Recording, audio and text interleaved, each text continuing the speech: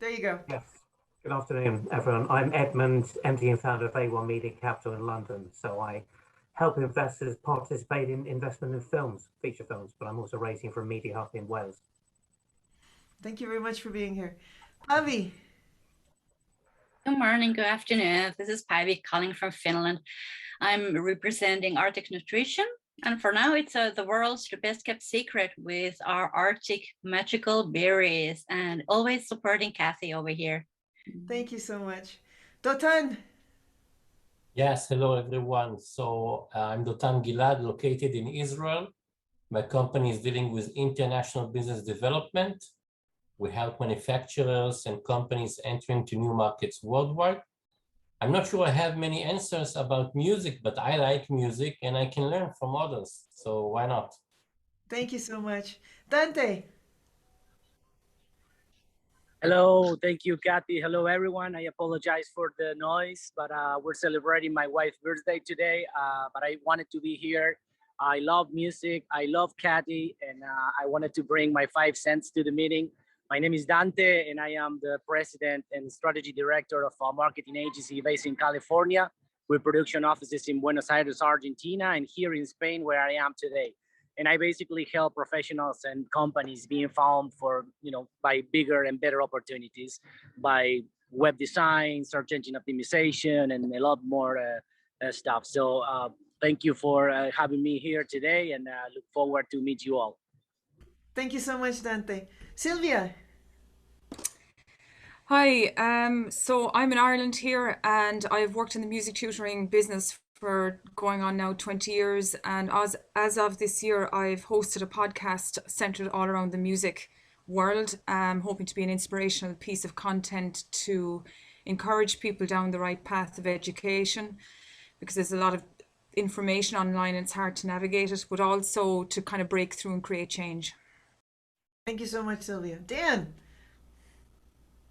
Hey, good morning. Dan Goodwin from Kansas City in the United States. I'm a business coach and consultant.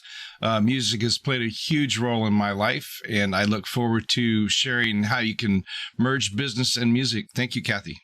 Thank you so much. Gerald. Hello from Sligo, Ireland, the Yates County, and Gerald O'Connor leadership, currently concentrating on the GOCP program, which helps people to have more efficient, less meetings, but more efficient meetings.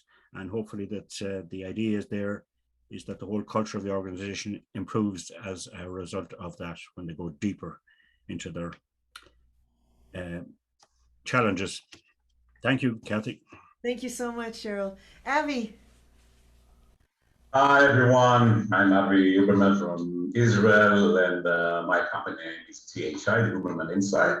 And we love to open doors for businesses, for international business, B2B contacts they need. We are doing it solely with LinkedIn for more than 10 years. I will be happy to learn how to combine music and business too. And I love to be with Kathy here and with all of you. So stay tuned. Thank you. Thank you so much. Wilhelmina? Hello, everyone from Indonesia. My name is Wilma, and I am in a sophomore year of my university, currently studying classical piano performance for specific. And I am also holding a podcast talking about music and mental health under the name of Impressionic Talks. It's really nice to meet you guys. This is my second time being here, and I would like to learn from you. Thank you. So much. Danny. Good morning or good afternoon or good evening, depending on what part of the world you're from. You'll have to excuse my frog in the throat. I've been recovering from man flu, which, as we all know, is a deadly disease. So I've always had a love for music, and as Dante said, love for music, love for Kathy, and I run a global cybersecurity company, and Kathy and I were talking about how does music and cybersecurity sort of relate to each other, and we had this kind of brainwave. In fact, I'll give Kathy the credit for that, because it's something that I'd forgotten about a lot. Having been if you imagine, long-haired poodle hair rock wannabe star in my teens, clearly I've lost my touch with music, and nothing more than that, of course. But I'll be looking forward to learning more about everything that you all do and how you relate yourselves to the world of music. And I also look forward to spreading the gospel that Kathy has helped me unravel in my head when it comes to cybersecurity and music. Thank you so much. Shri, are you there? Shri? Okay, Johnny, are you there? Yes, good morning. I'm sorry I won't be on camera in this moment, but I'm grateful to be here with you all. I am outside of Atlanta, Georgia. I am a sound energy healer, and I look forward to being a part of the conversation. Blessings, Kathy, and all. Thank you so much. Omo, are you there?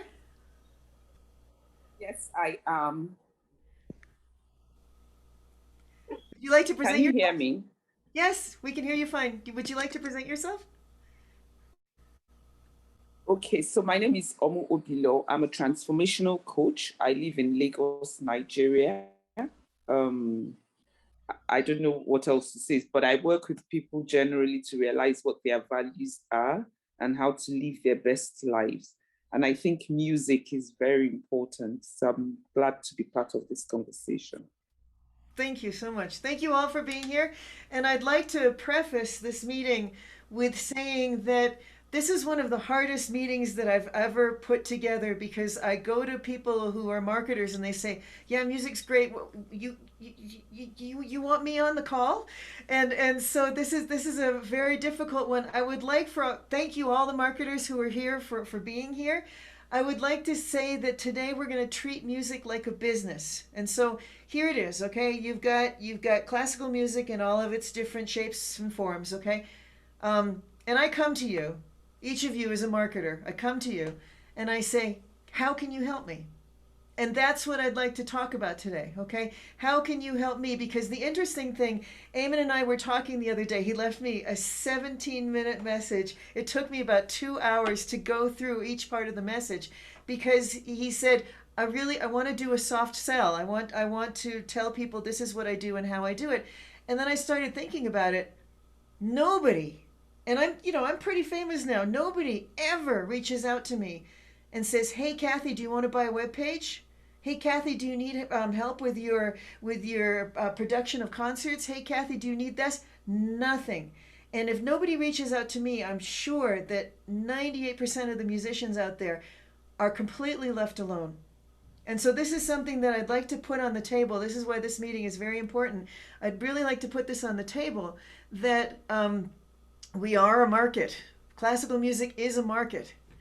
How do you, first of all, how do you market to us? Okay? And what do we need from you? So that's what the conversation is going to be about today.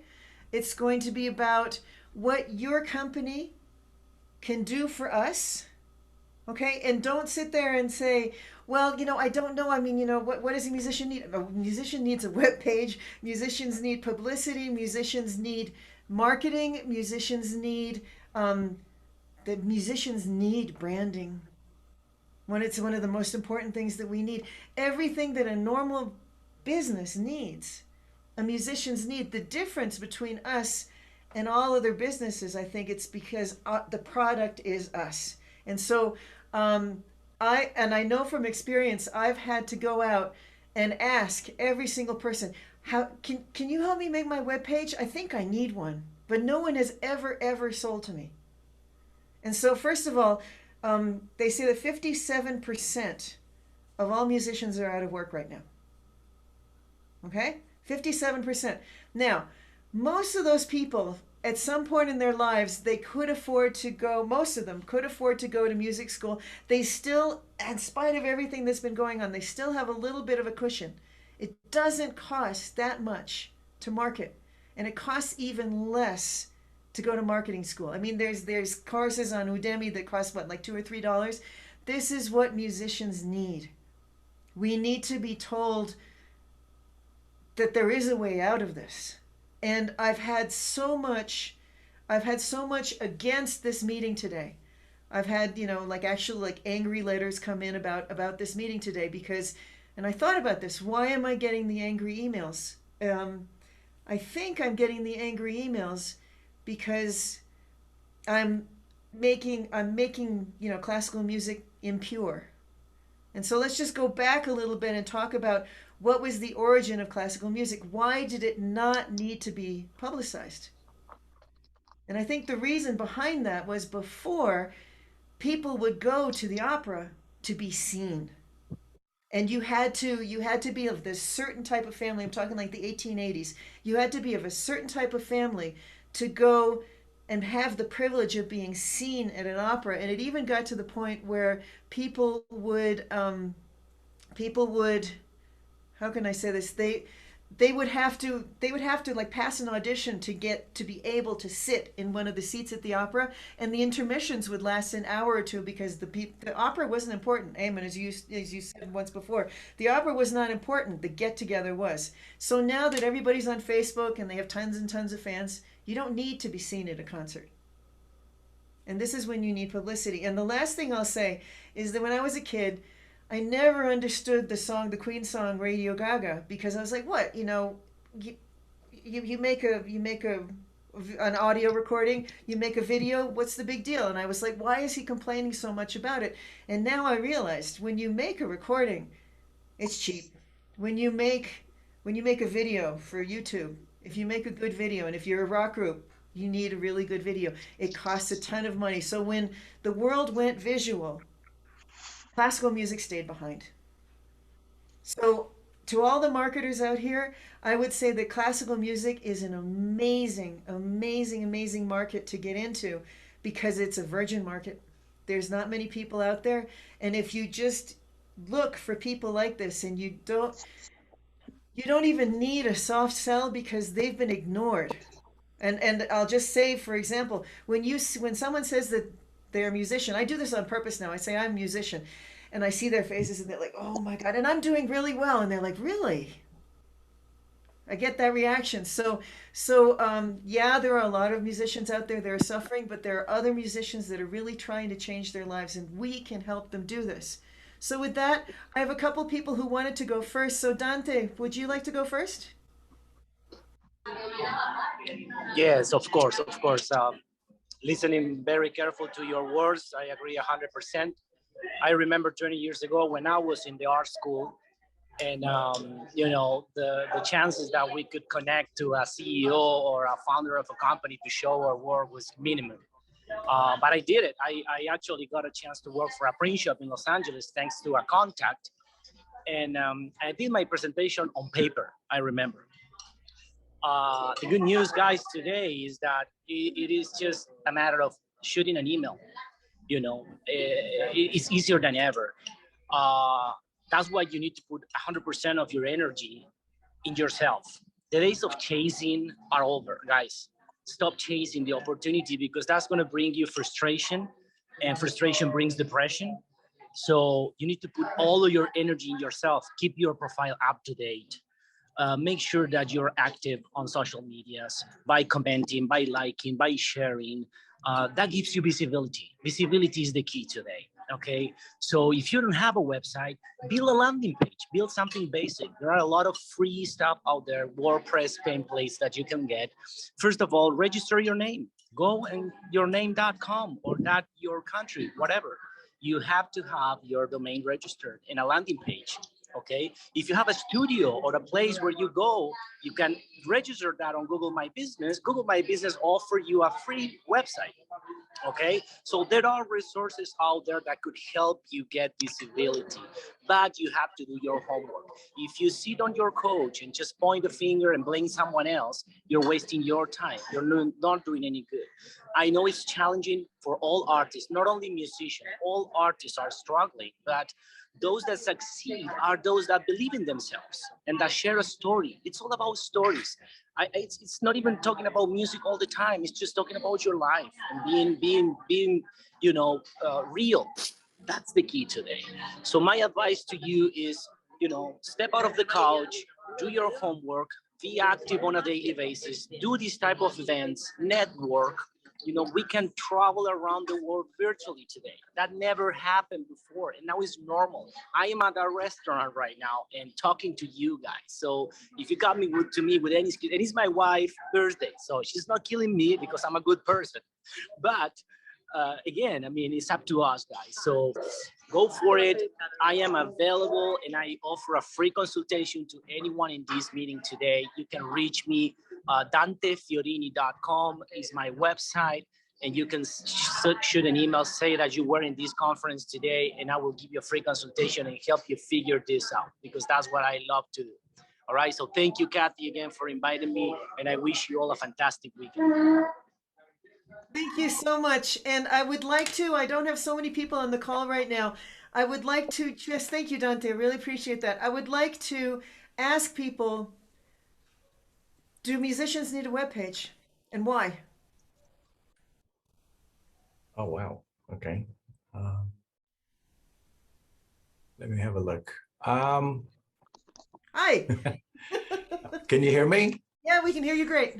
Yeah. Hi, guys. I'm here because Danny invited me, a lovely man whom I met not long ago. Right. So musicians do need a webpage. The reason is that I believe that it instills more professionalism. This is just my opinion. I think a great looking website, a professional website, with a great sounding playback, hopefully, great photos, great biography. For me, it's just a very good point of having a single reference of where somebody can find you, somebody can listen to your works, somebody can read your biography, somebody can know everything that there is to know. Of course, you know, social media is a great platform and everybody can have all sorts of things like YouTube and SoundCloud and everything. But I personally believe that a great webpage, I think, is imperative. Something that I personally worked really hard for. Okay, thank you so much. We're gonna put that on the burner right there. I want you guys to think about that, because what does a musician do with a webpage? Okay, let's just leave that out there. Okay, I would like, Daniel, tienes tiempo, ¿verdad? Me das como 25 minutos más. I would like, okay, so I would like to go next to Avi. Avi, what could you do with a musician who came to you and said, help?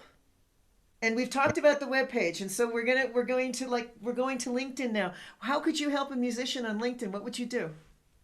Yeah. Okay. So hi guys. So LinkedIn is one of the social medias relevant today, and LinkedIn is a B2B platform that helps you connect to industries, to organizations. So maybe as musicians, you want to be to integrate and implement music into workplaces. Okay, maybe to individuals first, but maybe to workspaces and workplaces, and you want to connect to an HR vice president or even the CEO themselves, and just talk to them about integrating music into the industry.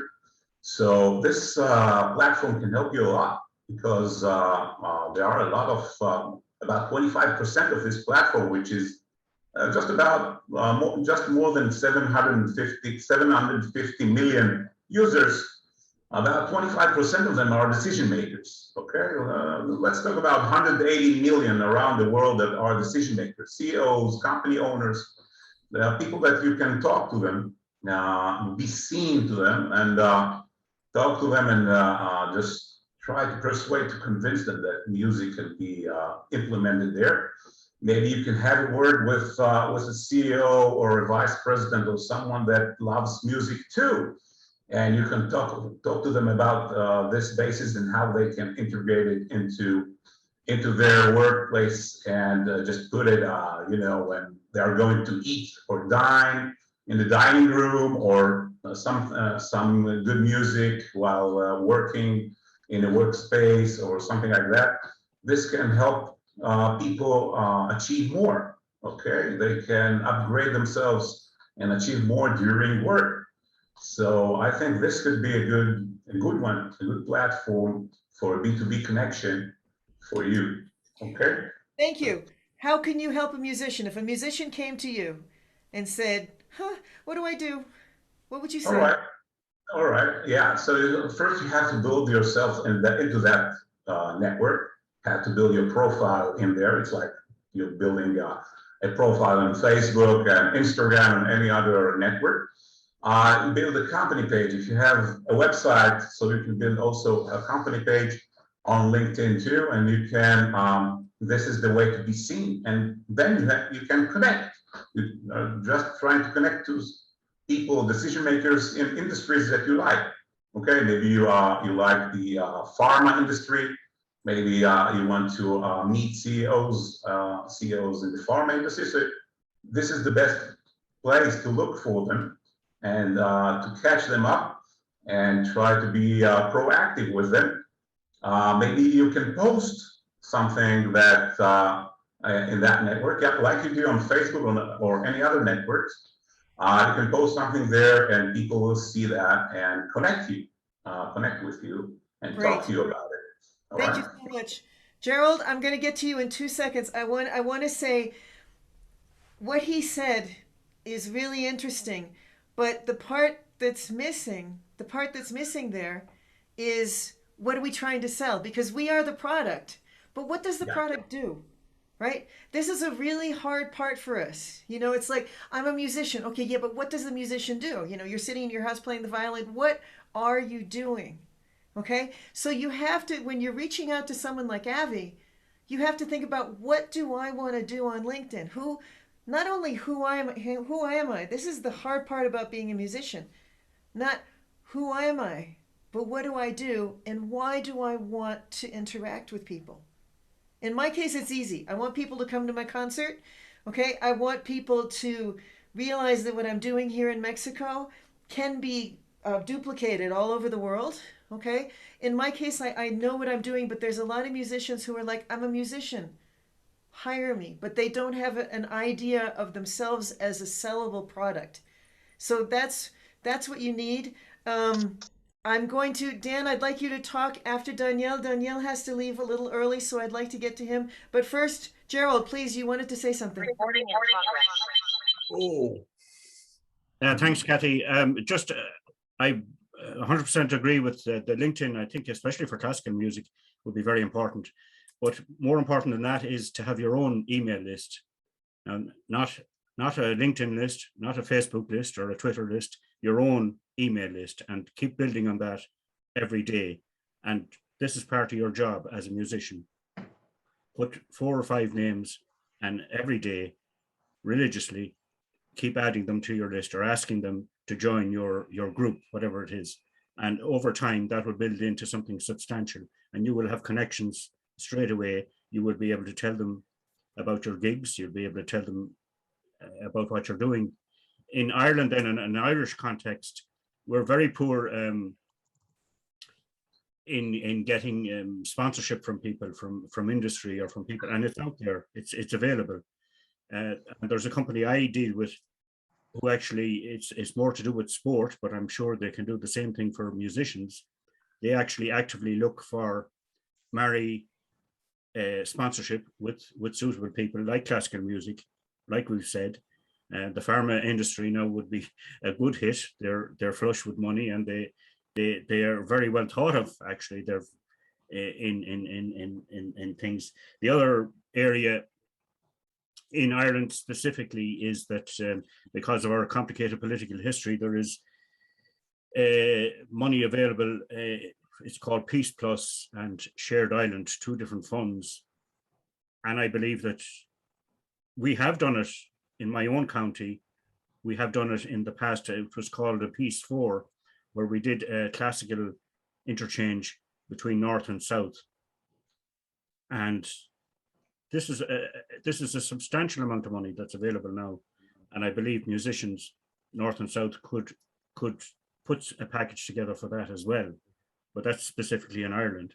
But the other thing, That's fantastic. Yeah.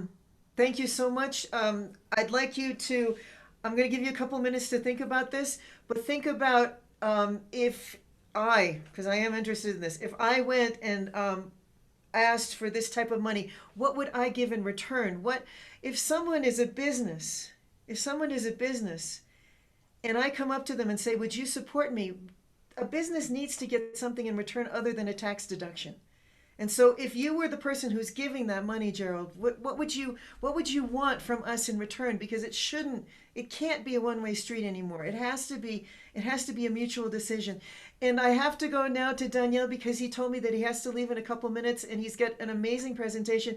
Let me just tell you, Daniel is from Peru. I'm now in BNI Peru, and that's where I met him, but he's also in charge he created the BNI Airlines, and what he does is he takes literally thousands of Spanish speaking people all over the world to different chapters to get out of Peru and to really make the world as small as it is right now. Danielle, it's all yours. I'll translate for you. Thank you, Patty, but Omar has her hand raised. I'm sorry? Omu tiene la mano levantada.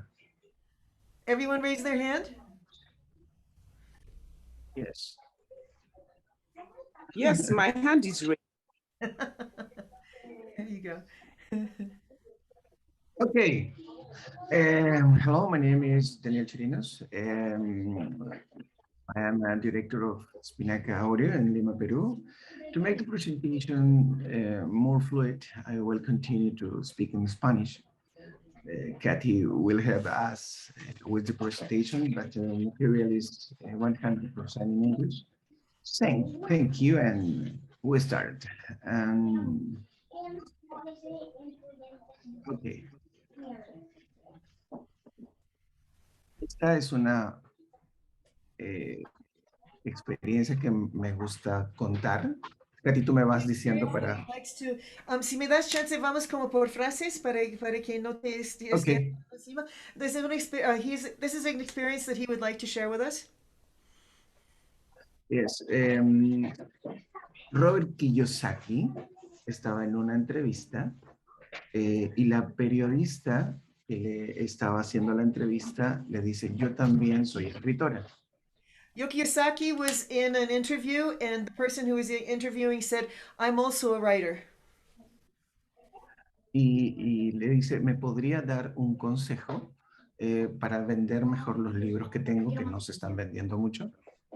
And he asked for advice. He said, can you please give me some advice about how I can sell my books because they're not selling so well? Y él le dice, bueno, tienes que estudiar marketing. And the answer was, you have to study marketing. Y él le dice, mira, aquí dice libro. Ella le dice que no quiere estudiar marketing porque es periodista y escritora. Y él le dice, mira, aquí dice libro mejor vendido, no libro mejor escrito. And she said, I don't want to study marketing. I've written very good books. I'm a publicist.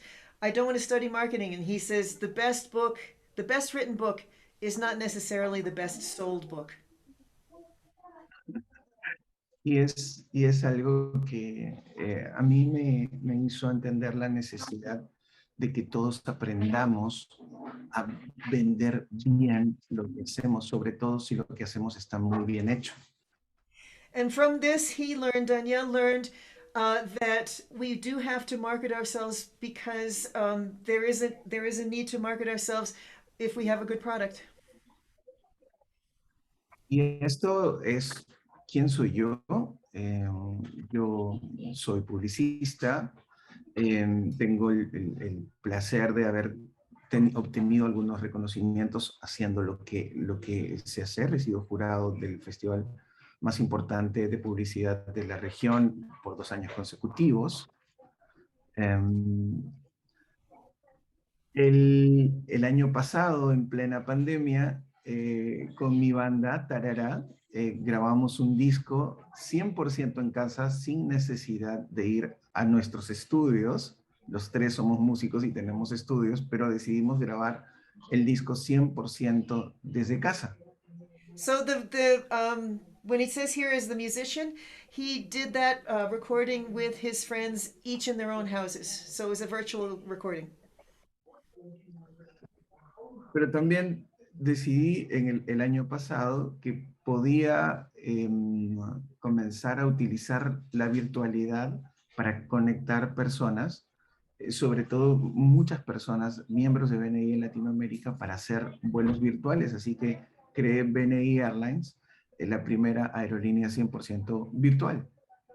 So what he's done, and this is pretty amazing, he takes Latin-speaking people and he takes them all over the world, and he helps with the translation so that the Spanish is not a barrier. I will add in here, Spanish is the second most spoken language in the world, but it is a very isolating language because business is not done in Spanish. And so what he's trying to do is he's trying to break the Spanish-speaking business barrier with what he's doing.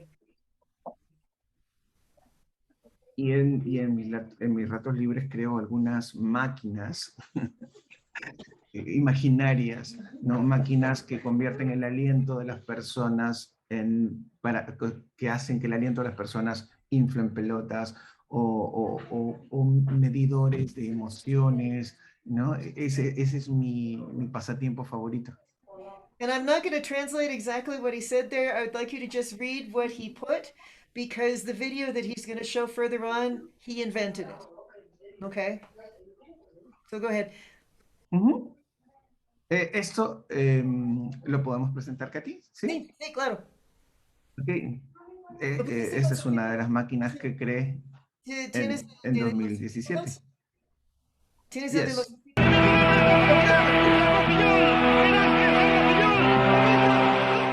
Él era rebote tras rebote, y Filior, que era considerado el mejor arquero del mundo, que no quería que entre. Pero es como si la gente entró, me empujó, me hizo que le pegue de esa manera y entró la pelota. Es como si el aliento de la gente al final hizo que la pelota entre.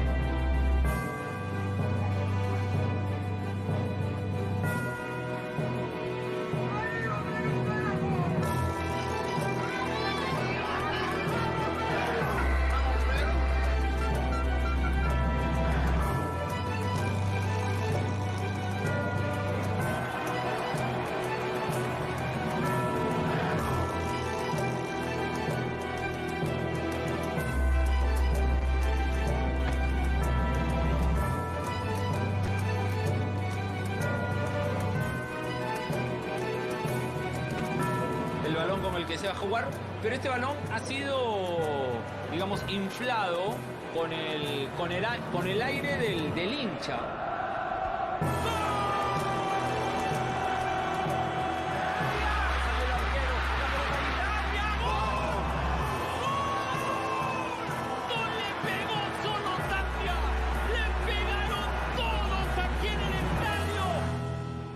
Daniel, ¿me das 2 minutos porque quiero decir algo por qué está tan importante este video?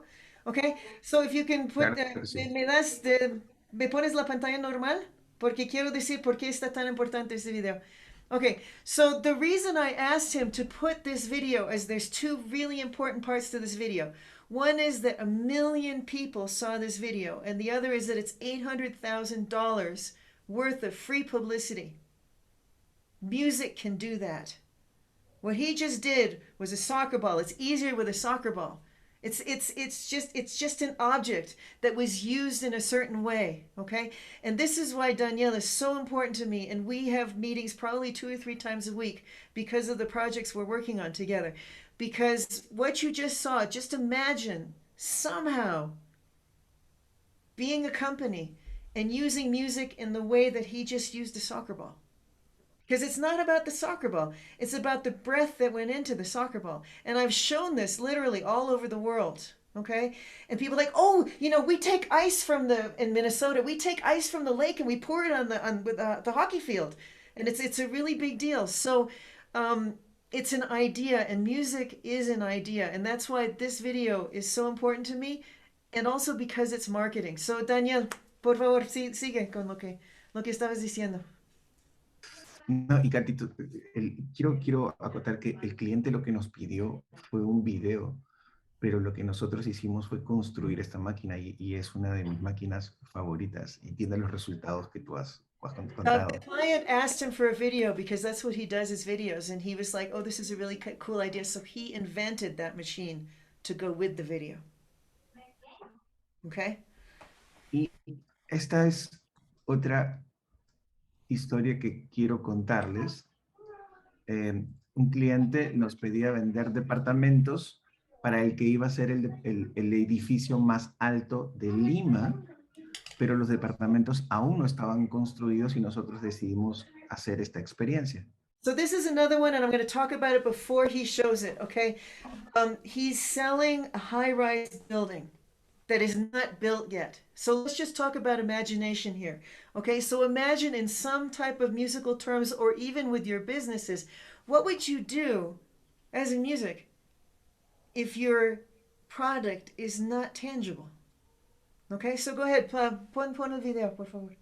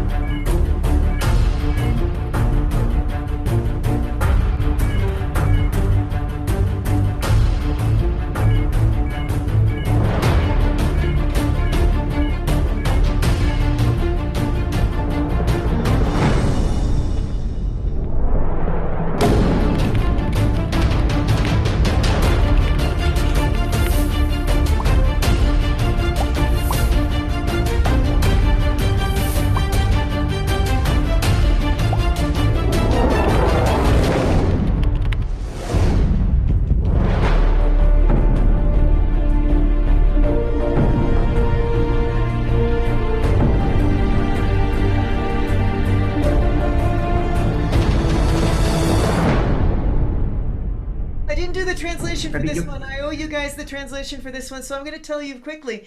That was $1 million worth of free publicity, because why do you buy an apartment on the top floor?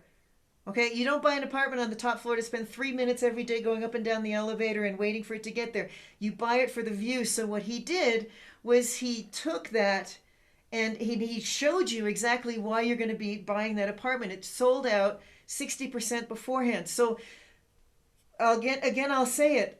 This musicians, we have great imaginations, and we as business people, we have great imaginations, but we need to find those particular things that will make our imaginations fly. Okay, it's the intangible that sells, and that's what music is. So go ahead, I'm sorry, go ahead. No, y hay cosas que no se pueden vender a través incluso de las redes o de una página web, sino que hay que sentirlas, ¿no, Katy? Yeah, there's things that you can't sell without feeling them on Facebook or on anywhere. Esto es lo que yo creo, Katy. Esto es que cambia un enfoque y cambia absolutamente todo, ¿no? En algo tan simple como un plato de comida incluso, ¿no? So you change one thing, as it says there, you change one thing, you change everything. You have 57% of musicians in the world without work. All you have to do is change the focus. And in my opinion, when people say, "Oh, I want to help you," no, no, I don't like it when people say that. I want to take advantage of what you do to promote my business, is what I like to hear. Okay, go ahead. Es tan sencillo como cambiar pequeños elementos o cambiar la receta o qué experiencia podemos armar alrededor de eso, porque la mayoría de gente solo está viendo un plato o solo está viendo música que ya se tocó miles de veces. ¿Qué cambio alrededor de eso? Yeah. So what he's saying is the part in the middle there, it's the music that's been played Beethoven 5 millions and millions of times. How do you change the outside of the plate to make Beethoven 5 different? Y esto es un ejercicio que cualquiera de ustedes puede hacer.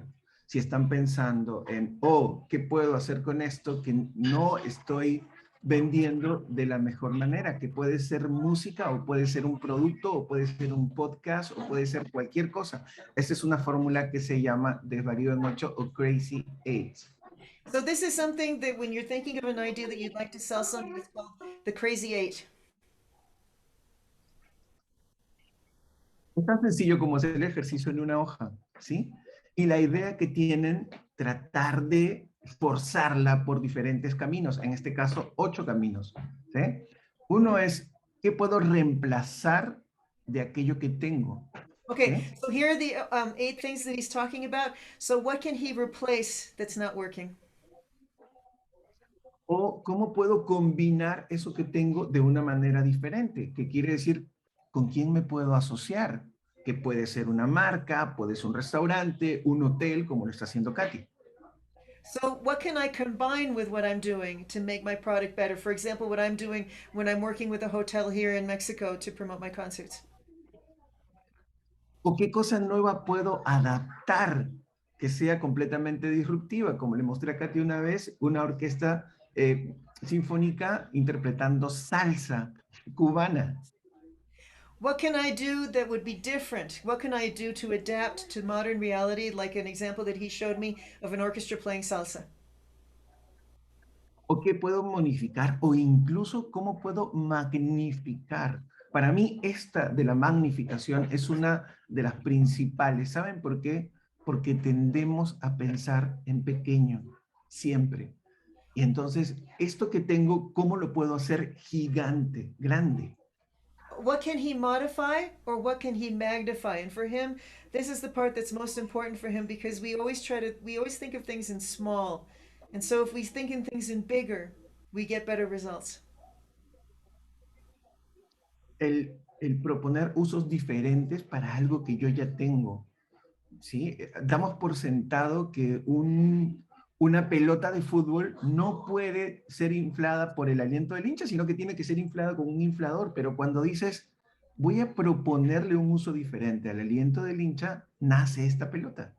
That's a really important point. He's talking about the football and how, the old way to do it is to put air into it manually instead of putting the breath of human beings into it. It's the same thing with music. It's very important that we have to propose different uses other than a tax deduction. Elimina aquello que no sirva. And Pasamos eliminate everything that's not working. días, meses, años haciendo lo mismo y queremos resultados diferentes. Analiza y ve, esto no me sirve y dile adiós sin pena. We spend months and months of our lives working on the same thing and getting the same results when we want different results. The way to get different results is to change what you're doing. Y por último, reorganiza. Damos por sentado secuencias. Nuestro cerebro aprende por secuencias, pero cuando reorganizamos esas secuencias pueden dar por resultado algo muy diferente. A mí me encanta mucho las bromas, los chistes, y el humor tiene esto de reorganizar las ideas y te da por resultado algo sorprendente. And reorganize your thoughts. When you reorganize an item or a thought, it has a completely new and different meaning to it. Porque al final las herramientas digitales son solo eso, herramientas digitales. La gran diferencia la hace el pensamiento, Katy. And the end result is that digital ideas are just digital ideas. Okay? Sí, ve. Y esto es algo con lo que quiero terminar. Hay una sinfonía inconclusa de Schubert y en algún momento un grupo y un equipo de colaboradores, porque es así como se trabaja ahora, decidió inventar una forma de terminar esa sinfonía. What he's saying is Este that es el resultado. people invented what you're going to see right now, and I would like to say that the woman who's conducting is Mexican, and she understands publicity. She is the one of two people that I know in classical music who really understands what you can do with publicity in classical music. Sí, ve, ponlo. Magnificar, a lo grande. Sí. Let me read you a text message I got last night. She said, "What are you doing?" I just wrote back, "I got commissioned to finish Schubert's Unfinished Symphony with the help of an AI neural network running on a smartphone, and I fly to London for the premiere on Tuesday." And she wrote back, "That is the coolest sentence I've ever read."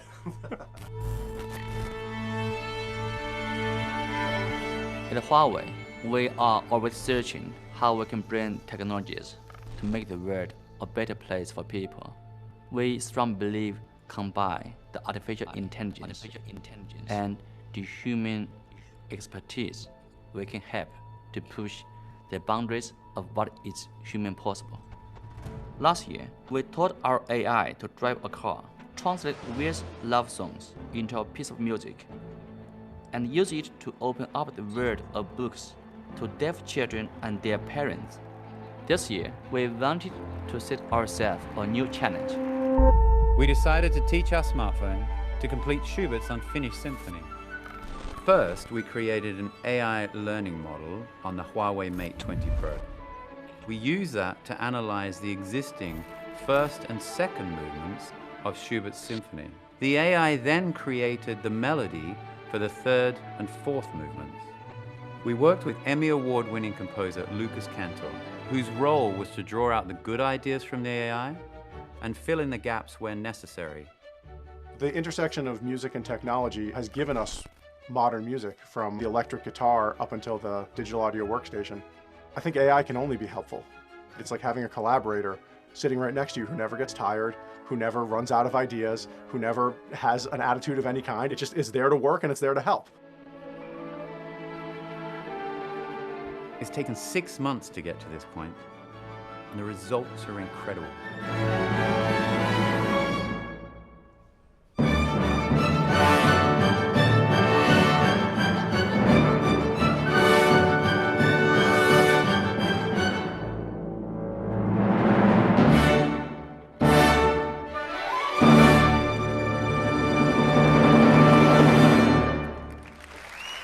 I'm collaborating with a non-human intelligence that is channeling the intelligence of a dead human. And that's profound. If our smartphone is intelligent enough to do this, I can only imagine what else is humanly possible. Okay. Colaborar y abrazar la incertidumbre, Katy. Decía Dalí, que es uno de mis pintores favoritos, la inteligencia sin ambición es un pájaro sin alas. Intelligence without ambition is a bird without wings. Thank you so much. Muchas gracias. A ti, Katy, a todos. Thank you. Edmund, are you still here? Yes, I am. Do you want to, I know you have to leave in 2 seconds. If you'd like to say something before you go. Sure. I mean, I'd probably say thank you very much for inviting me, Kathy. I would echo the words of Dante and also Avi. I think it's important for musicians to have a profile. I'm in the film industry, and who do you pick to work with, producers-wise or composers? Not everyone is Hans Zimmer or the Ennio Morricone. So, I think musicians need to be creative. They need to have an IMDb profile and use social media constructively, build connections, network. It's not what you know, it's who you know sometimes, really. There are a lot of talented musicians out there, but then who are the people who get the projects? They're the people who know, are the people who can get work done. I would also be interested to know, about some of the negative feedback you got about this meeting, Kathy, because I think, again, I'd like to counter that. Business is not an enemy. Money is not an enemy. It can marry together very, very well for both musicians, audiences, as well as businesses, if it's done sensitively and in a timely manner, really. So, it's about being creative. So again, I would give advice to musicians to think outside the box, be open-minded to collaborations, like working with Huawei, like working with car businesses. It's all about raising profile, and you never know where these kind of partnerships can lead, really. And certainly, I sort of say thanks. It was great meeting everyone, and thank you for inviting me, Kathy. Thank you so much, and I'm sorry you have to leave early. We'll see you back in a month. I really appreciate it. Thank you. So everyone, I'd like to go back to what Danielle just showed us, okay? And the interesting thing for me, I'll say this at the beginning, the person on the bottom, the Alondra La Parra, she was not the one who conducted.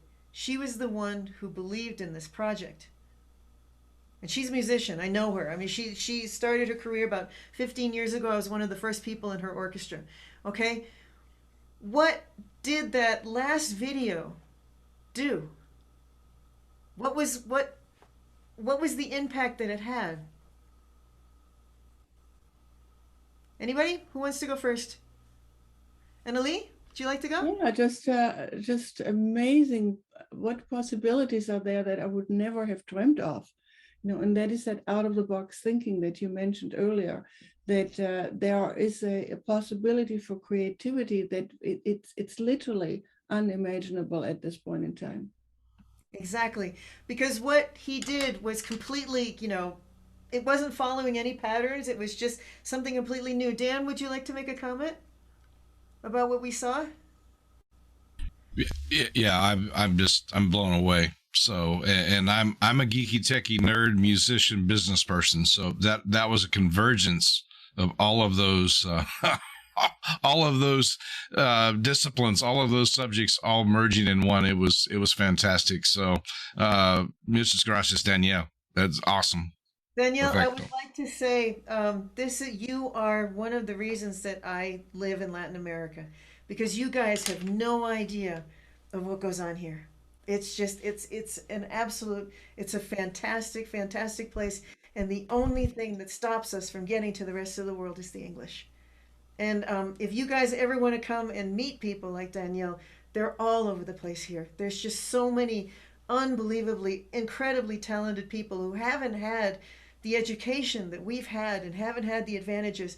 And I think because they haven't had it, there's so much more. Okay, thank you, Danielle. Let's keep going here. Pavi, what did you think? That was amazing, amazing. I just almost got in tears with that ball, with all the heart of the torcedores. So the breath is just breathtaking. Muchas gracias, Danielle. It was amazing. All the just without any words. Sin palabras. Amen. Yeah, something that came to mind for me while I was watching those videos, since we're here to talk about music, I would love to watch those videos without the music. Yep. Also. What impact, or how degraded would the impact of the video be? And it's funny because we were doing something with a client on this recently where there was a bit of video, this video had to be created, and they were saying, it gave them goosebumps when it came out. And I said, oh, interesting. I said, watch it again and turn the sound off. It was just stills and images and text. That's all the video was. And it's interesting, they said the video gave them goosebumps. And I said, okay, I said, interesting. I said, turn the sound off and watch it again and see, does it still give you goosebumps? And it didn't. Yeah. So it's interesting the impact that the music has on all of this as well. Yeah. Dotan. Thank you, Eamon. Yes, thank you. I like it very much. Well done, Danielle. And it just reminds us to think out of the box, bring new idea. Actually, if to be honest, it's only the tip of the ice, because the post-COVID-19 world is already different and will be much more different. And AI technology, machine learning, etc., will be everywhere, but this is just an example. And the last picture in the presentation, if I remember correctly, was the symphony, right? And we are talking about musicians. So maybe we need to think how musicians are approaching business and trying to bring some harmony, something different. And when we will find the point of harmony between business and musician, maybe we can create something new, and it will answer your question from the beginning of this meeting. So I'm taking question and homework to think. And if you are willing to think as well, so I can advise how to create harmony between business and musicians. I'm going to get to you right after we finish. Everybody else, you're going to be the next person to talk after we just ask everybody's opinions, Dotan. Okay? Sylvia, you're up. Thank you. It's a lot of food for thought, and wow, I mean, it just shows you when you think outside of the box what's absolutely possible. And I think as musicians, and I've seen this mentioned in the university world where everybody works in their own little department and they stop communicating. I've heard that being mentioned in the past with other people just discussing the university life and how it works. And I think as musicians, we can get boxed in to I'm this, I'm that, and therefore you're a label or you're labeled. And throwing all that off allows for bigger thinking. And that is something that I'm actively doing and have been doing for this past, I suppose, this summer. Because when the lockdown lifted here in Ireland, I decided, okay, I've been locked down enough now. Let's go out in the street and see what's going on.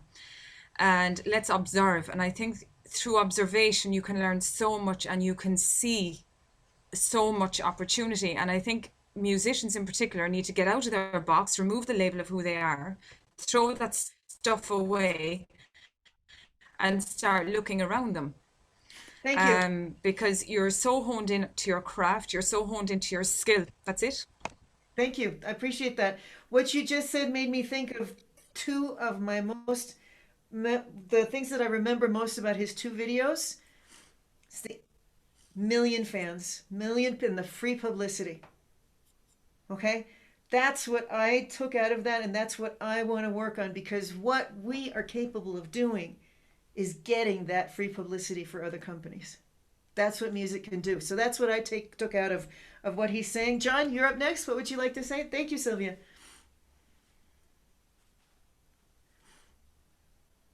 I think what really intrigued me was the technical possibilities of the last video, which is something I haven't come across. I mean, I have come across AI songwriting and music writing with very, very unsuccessful results. And this was the first time that I saw something like that implemented in the correct way, in the correct manner. On the same time, and the same token, it shows the different possibilities of how technology can be used by musicians through a company to actually create an opportunity. And I think this is very, very encouraging. The premise, I think the main premise of the discussion of what a musician can do to help themselves, a lot of people said some very wise things, including a gentleman who said, you got to think out of the box and you got to get out of your comfort zone. And you got to meet people. Maybe I can bring something to the table on this discussion, because I am also self-managed. And I am also a marketing person and musicians at the same time, because I have no other choice. I have to find work. Coincidentally, you talked about LinkedIn. LinkedIn is a fantastic platform to find people. But going back to the video, of course, I mean, as I said, what really impressed me was the adaptation to what the technology had to offer and how that created and procured other opportunities. So it's a fantastic video. Thank you very much. I really appreciate it. Emily, you're up.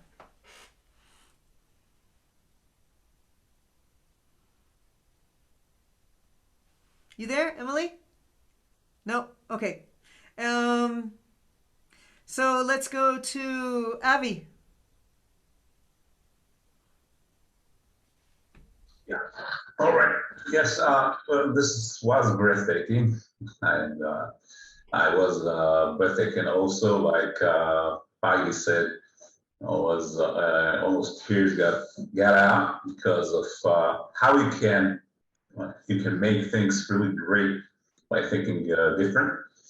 And I think that yes, this is quite a different world, like Dotan just said. And after COVID, things are really changing. So people are ready to get changes and go out of the box.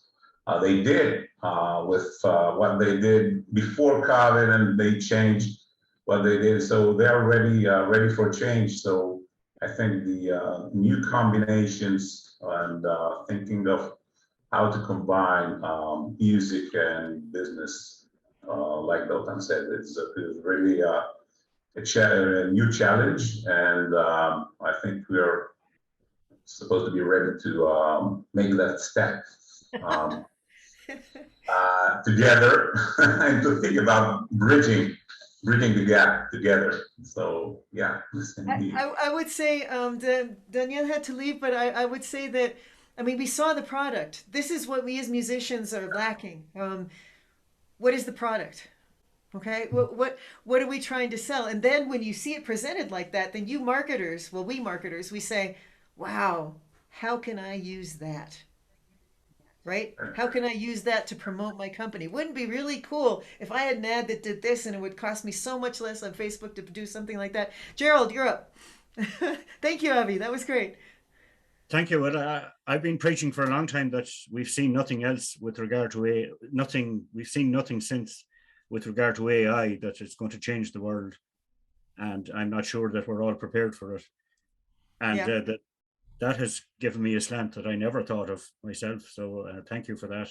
Especially, I agree with the previous speakers that perhaps musicians are setting the bar too low, and perhaps they should aim a bit higher.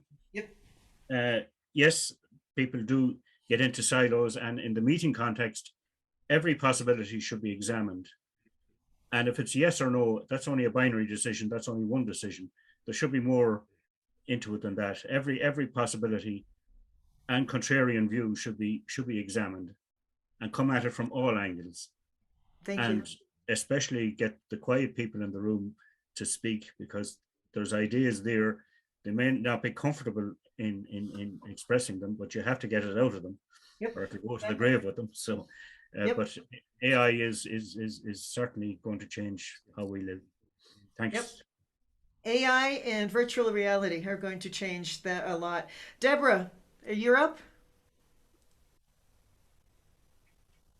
Well, I'm no expert, but I really feel I can identify. I'm an amateur musician, but I'm an English teacher, and I have had to reinvent myself to go online, to become a coach, to keep getting clients. It's either that or I'm going to disappear, and I don't want to work. I don't want to stop working yet. I want to keep working. I want to keep learning. I want to keep being creative. And in the past year, COVID has forced me to learn how to use internet. I'd never been on LinkedIn, and now, I have like 1,500 contacts, and I've already got clients. I can totally relate to how other people feel. And I think it's probably more difficult for someone my age, and a lot of you are near my age or my age at the same time. And I think it's fantastic to see so many people that they're not just young punks who are here. There are a lot of mature people who have a lot of experience and a lot of ideas. And what I can get from all of this, I love the fantastic ideas that Daniel had. And I think we all have to be adaptable to be able to survive. I think we're in a new period in time where it's like the Ice Age. We either have to adapt or we don't survive. And to adapt is we have to learn technology and make it our friend. And at the same time, we need each other. And Wonderful. Experiences like this are really necessary, because otherwise we're all isolated. Thank you. So it's really nice to have all these people, throwing ideas into the box and shaking us up and making us think. Thank you. Thank you very much. I would like to say that after the Dark Ages came the Renaissance, and after the Black Death came the Renaissance. So shaking up is something that, you know, it gets you outside of your comfort zone. It makes you think faster. Danny, you're up. What did you think? Thank you, Kelly. Well, of course, you know, hearing about AI and machine learning, we're looking at it in a really positive way, which I think is amazing. So I won't tarnish it by giving you my view from a cybersecurity point of view, but it is wonderful and encouraging that, you know, we're seeing multiple sectors, multiple industries crossing over, and where, you know, if we go back to sort of when Unfinished Symphony was written, you know, never would the composer could even conceive of the idea that something like AI would be used. And I don't even think even 10 years ago, even 5 years ago, I'm going to go out, push myself out there and say even 5 years ago, if you would have spoken to most hardened Puritan musicians and said, we're going to use AI with classical symphony orchestras and the like, people would say, you're crazy. How could you possibly even conceive of an idea of mixing that kind of technology with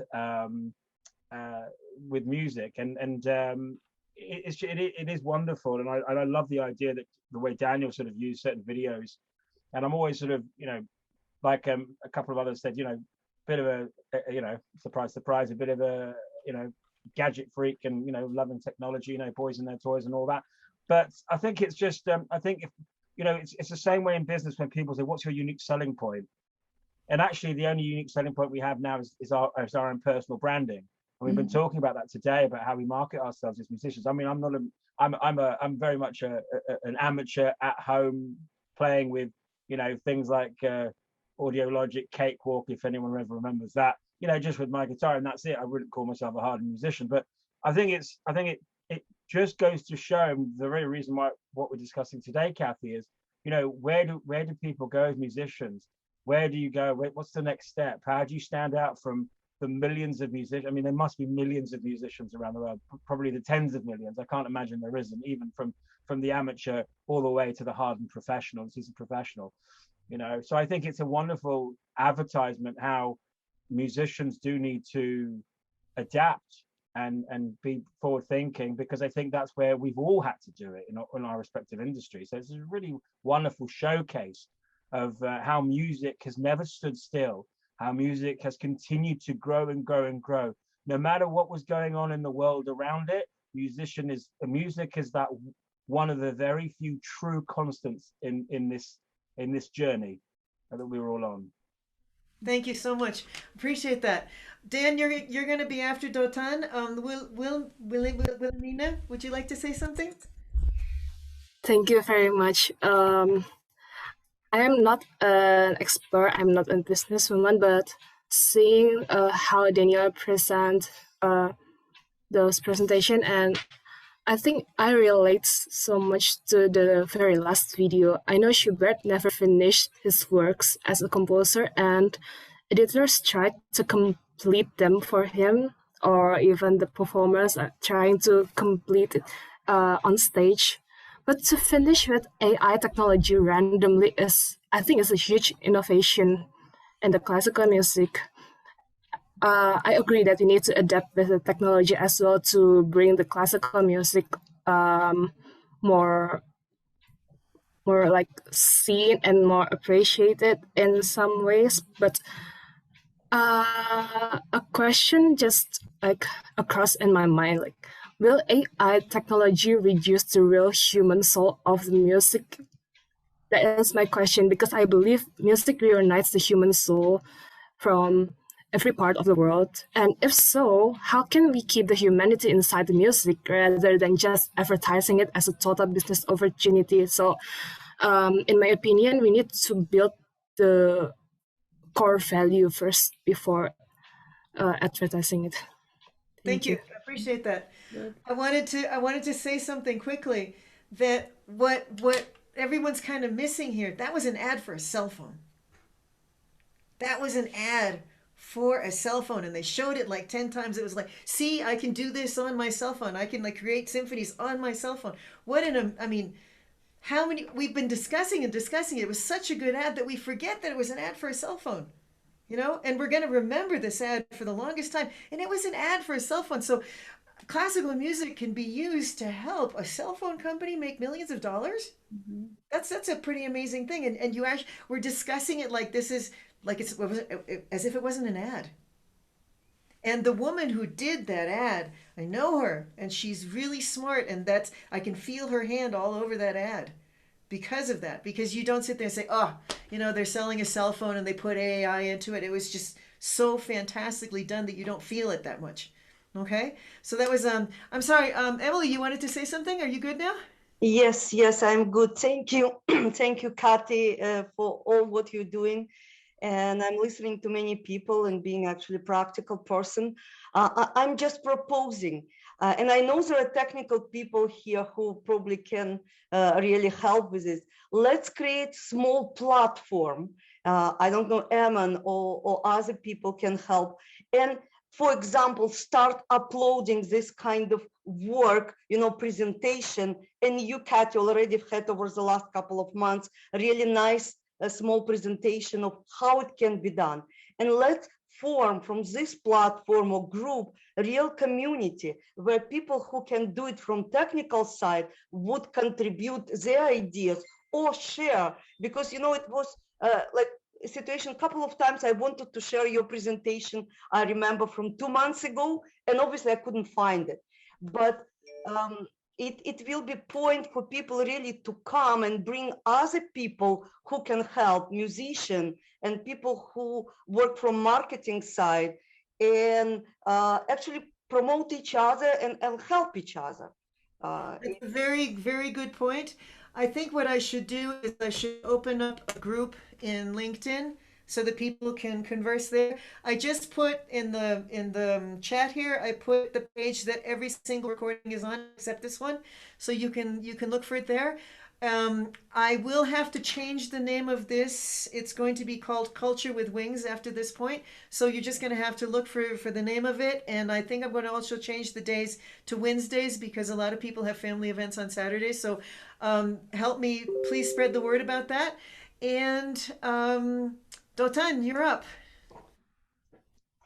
Thank you, Emily. Okay.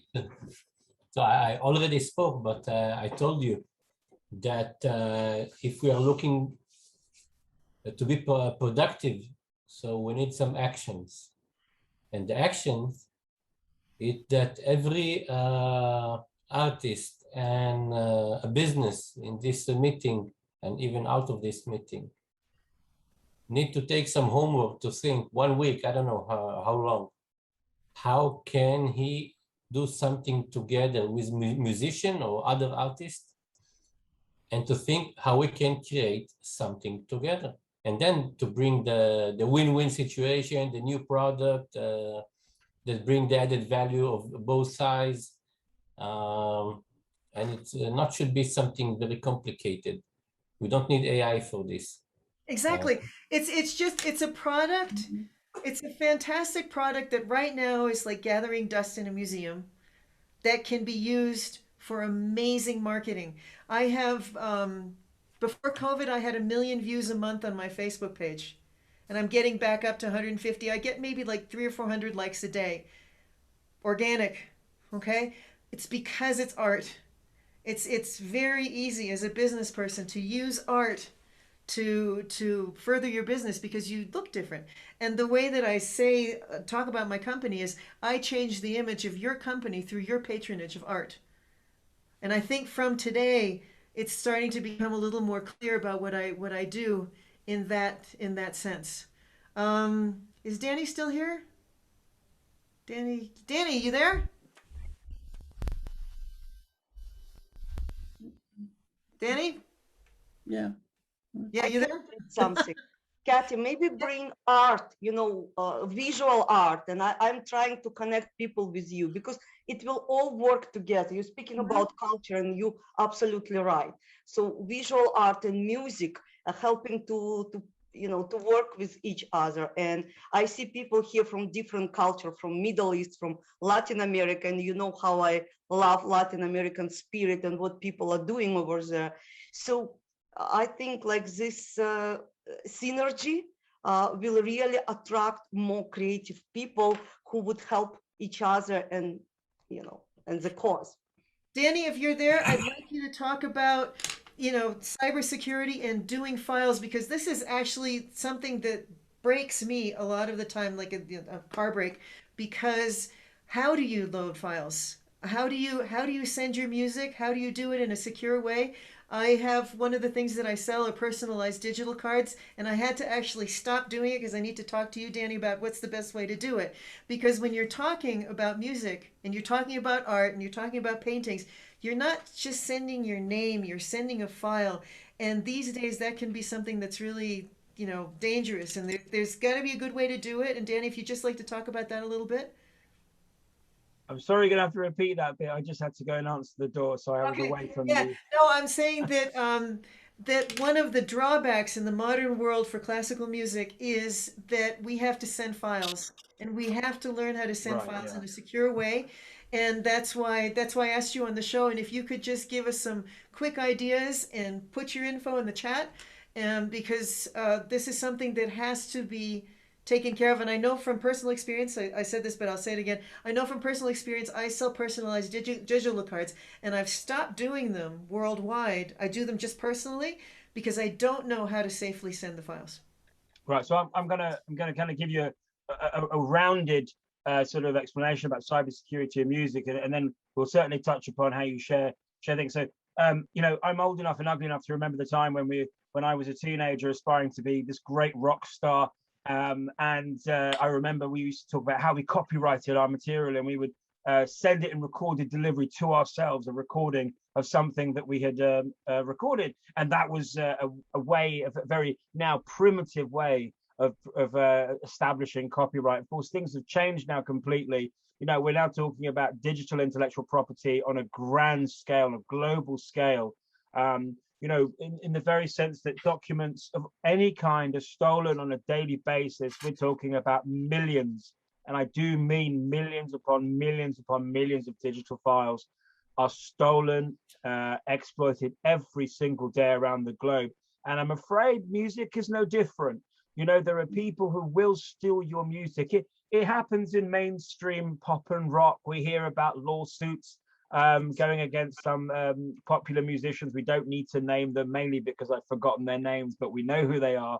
In terms of how we are as musicians, we've got to be very careful. We, as in I'm including myself in the elite here, but there you go, just because I'm surrounded by greatness, so I feel like I want to get on board on that one. But you know, it's how do you protect yourself as musicians? We've spoken about marketing. We also need to think about brand. You are your own brand, and you have to protect your brand. There's no good spending money on marketing and making yourself look good in the fancy photo shoots, and then someone comes along and then just destroys your brand because actually they're using your name in the most incorrect way. You've also got people pinching things in terms of your music, your creativity, your blood, sweat, and tears. So how do we protect this? Well, you know, Kathy mentioned about how we send files. I want to go a few steps back. Let's just go look at intellectual property. The name Kathy Barrow has weight amongst us within our global power team. You know, that's why we love her to bits. That's why we're here today on a Saturday, you know, because we love Kathy. You know, her name has weight to it, right? But if I went and took Kathy's name and I started using it for my own nefarious purposes, I could piggyback, let's say, off of Kathy's tailcoats here, coattails, that's it. And, you know, and make myself look good just by using Kathy's name. Well, hang on a minute.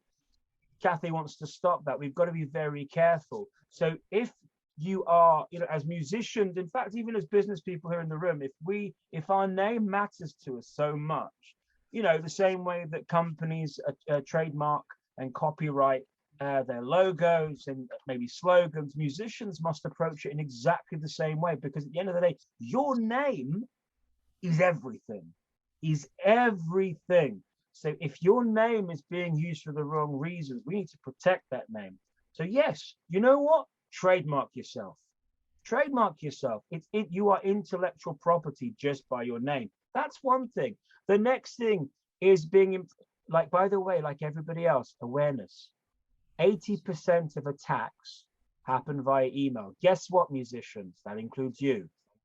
Okay, we're no different from any other individual or business owner, right? It's going to happen. So 80% is about being aware of what's coming into your inbox, protecting your music. So we're now going on to what Kathy's saying about protecting music. So like I said, I remember being a teenager, I was going to be the next Bono.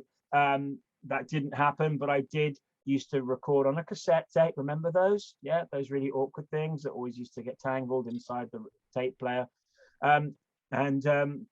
Used to send that to myself recorded delivery. Now we have more sophisticated ways of recording, but it also means that we are saving things in the cloud. We are sometimes having to, you hear about Hollywood. I can tell you right now, so one of my favorite film franchises, The Lord of the Rings, they recorded that down the road, the music down the road from me in Watford, in this big ugly town hall, this big ugly green mirrored building.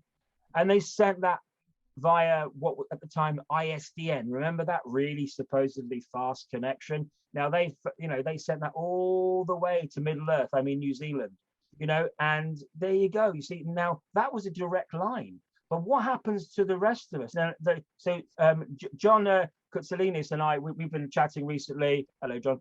And I know that John does a lot of his recordings in his studio, and then he sends them off. So, and a lot of us might relate to that. So, how does John and everybody in this room who's a musician do that? How do we protect our music? Well, the first thing is we must make sure the metadata in our files, when we're recording through whatever audio workstation we're using, make sure you've actually included lots of metadata in the file info, right? That's really important. You need to protect it, okay? The best way to know. Now, I can't tell you how to. Now, for me, I use something called Bitwig. I'm an amateur enthusiast, right? So I use something called Bitwig, and I know how to do that on Bitwig. I can't answer for all of your audio workstations. Go to the developers of your audio workstations. That's your first thing you need to do. Make sure when you're recording music, you're using the metadata and you're securing and locking that metadata. It's your first line of defense. Your second thing is, if you are going to be sending large files, well, the first thing is, most email providers won't let you send anything bigger than 10 megabytes. So you need to have a decent cloud platform. So it could be something like SharePoint. It could be something like a secure email service like ProtonMail. They have a really cool kind of backstory. Their servers are kind of deep within the mountains of Switzerland, I believe. There's all of these things. You want to be, anything you send must be encrypted. I cannot emphasize that enough. It must be encrypted. It must be password protected, because do you know something?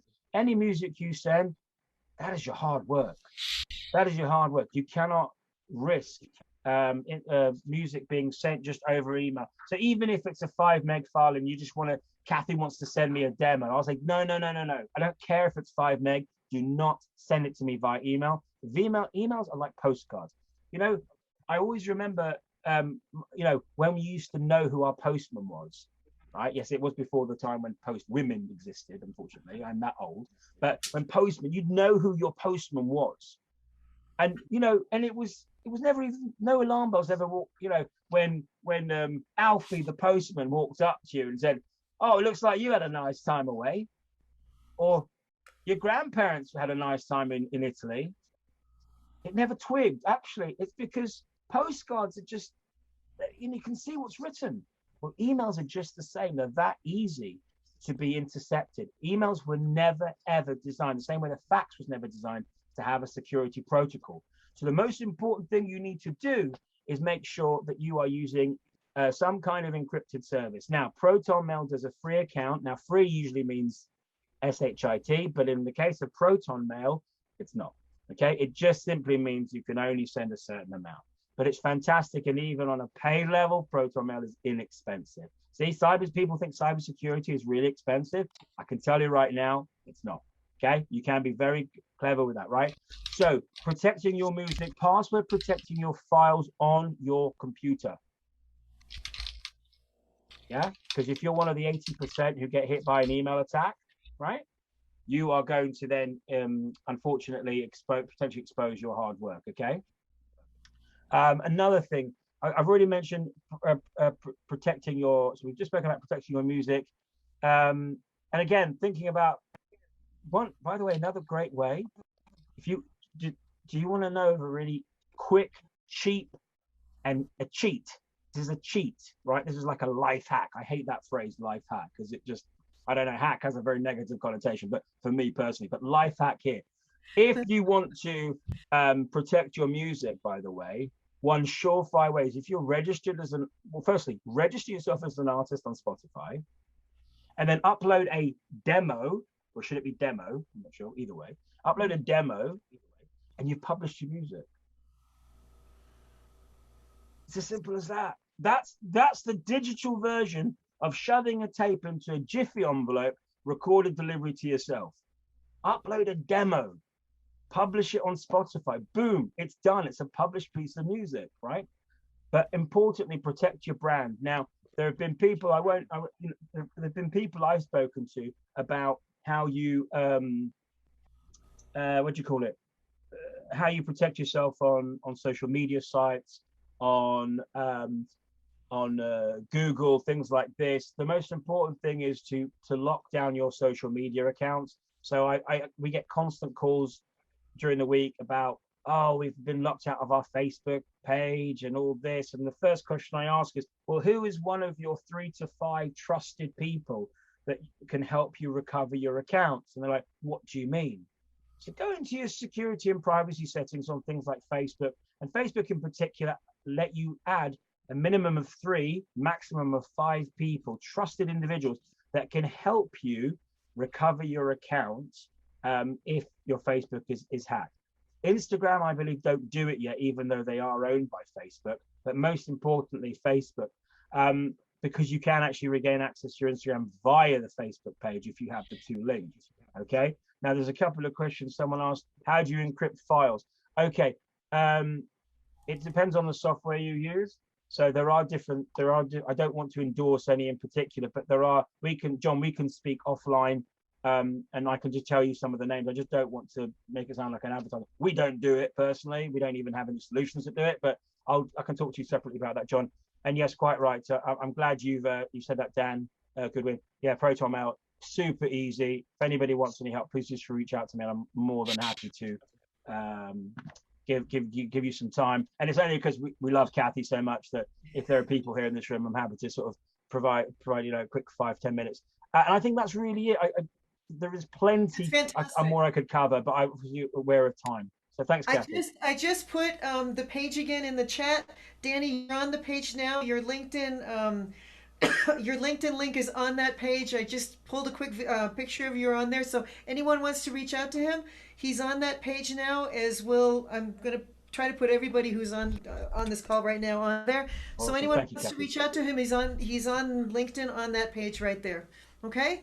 So thank you. That was absolutely fantastic. I would love it if you have like just 2 minutes.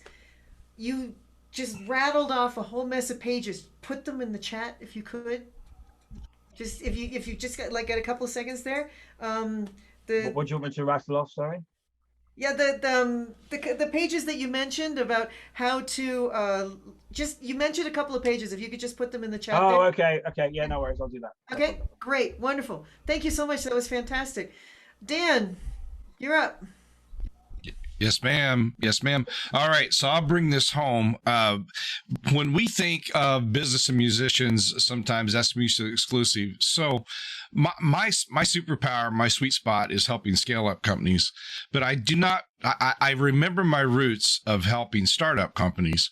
And so there's a tool that I have found useful as a worksheet, and I'm going to take you through that tool, just a general overview, and I want this to be interactive. So when I show you this tool, I want you to type in the chat instead of everybody unmuting and screaming on the microphones, right?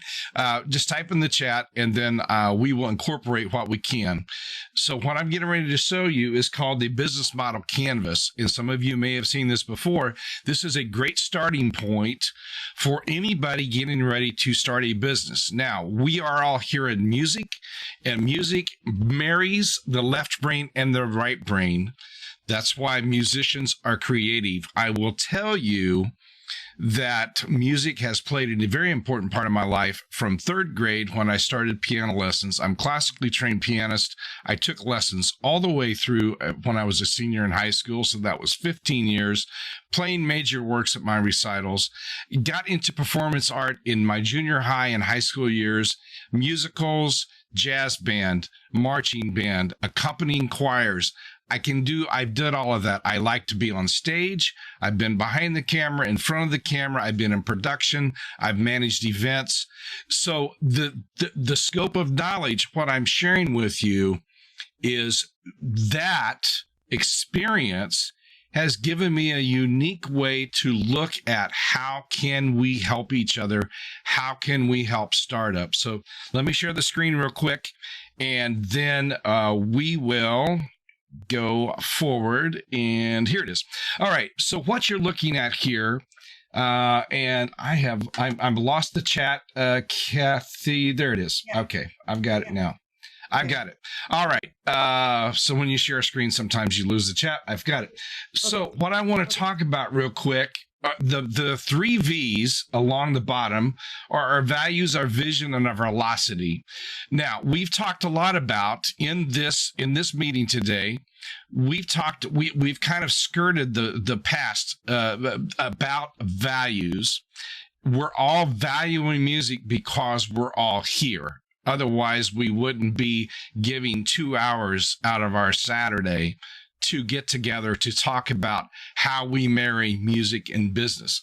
So values and vision and velocity. Now, your values will dictate your vision, and your vision right here, your vision will determine your velocity, right? All right. So when we think about everything on the left side, so everything on this side of the scale of this diagram is internal. Everything on the right side on this side is external. What do we need to do on the right side, right? Over here. And then the bottom 2 are your outgoes, right? This is your expenses. Everything on the right, that was on the left side. Everything on the right side is your income. Now, the sweet spot in the middle is where we deliver our value propositions. So I want everyone to think, what is your value proposition? What do you have to offer? So is it a solo act? Is it a duet? Is it a string quartet? What is your value proposition? So just type that in the chat. If you're a musician, tell me, what's your value? Why would I want to hire you? What could you provide for me? So think of that piece of it. So yeah, so Kathy, string quartet, obviously. That's why that was an easy one, right? So John, Danny, is it producing? Is it marketing? Dotan, is it LinkedIn? Avi, what is it? What can you offer as a musician or 2 musicians right here within this piece of it? So think about that, because you must start the process somewhere. And this is all about you incorporated. You have to treat you as your business, you incorporated. So who are your key partners? So, all right. So John, film music composer. Awesome. Thank you for sharing. And guys, this is, you're just going to have to get over reading my writing. By the way, I will drop a blank copy of this business model canvas after I'm done with my piece of it. I will drop a blank copy of this in the chat. You can download it and use it for yourself. This is by a company down here in the bottom right called Strategizer. And they've got some great things. You can get on their website. So real quickly, just 2 or 3. Who are our key partners that we have to interface with? Who are our vendors and the suppliers? Type it in the chat. Okay. Oh, awesome. Oh, accompanist. Wilhelmine. Awesome. I'm gonna jump that back over there, and thank you for sharing that. So who are our key partners? So I can think of maybe an attorney, right? That would be a key partner. A software company, and maybe that leads to so patrons, right? Those are key partners. And then the video company, videographers. Awesome. Okay, so that's enough on that one. What are our key activities? When I talk to my clients, we talk about strategies and tactics. Strategies are our overarching goals. Tactics are the daily tasks that it takes to get those done. What do you think would be a couple of key activities that we would need to do internally? Great, Gerald, business advisor. That's good. That's over here. What are a couple of key activities that we need to do internally? Connect between investors, musicians. Okay. Thanks. That would be a broad term over here on connectors. Thanks, Emily. So let's go. Okay. Rehearsals. That's a key activity. That's how we hone our craft, right? What else? I'm watching the chat. What else? All right. So I'm going to put education. So honing our craft, and I know Annalee, yours is specifically with the metaphysical, and I certainly appreciate that. I'm going to zoom in on that just a tad, if it will let me. I can't get all that in there, but okay. So branding. Okay, so that's enough to get the juices rolling there. Key resources. What do we need as a key resource? Now, as a musician, obviously we need instruments, and if we're the musician, or we need hardware if we're a producer. We need a database. No matter what, somebody mentioned creating the email list. We need a database, contacts. Thank you, Gerald. That would be part of the database.